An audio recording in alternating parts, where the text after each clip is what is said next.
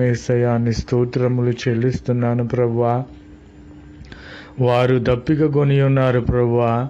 వారు ప్రభువా వస్త్రహీనులై ఉన్నారు తండ్రి. వారు ఆహారము లేక ఇబ్బందులు పడుచున్నారు యేసయ్యా. కనుక వారి యొద్దకు నీవే వెళ్ళి వారికి కావలసిన ఆహారమును, నీటిని, వస్త్రములను ఇచ్చి వారిని పోషించే దేవునిగా ఇప్పుడే వాగ్దానము చేయమని, వారిని పోషించమని వేడుకొనిచున్నాను తండ్రి. నీ స్తోత్రములయ్యా.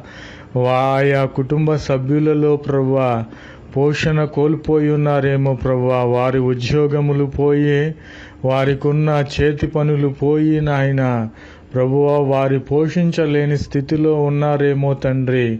వారికున్న ప్రభువా ఆయా ప్రభువా శ్రమలను బట్టి, ఆయా ఆర్థిక ఇబ్బందులను బట్టి వారు పోషించలేని స్థితిలో ఉన్నారేమో ప్రభువా. నీ స్తోత్రం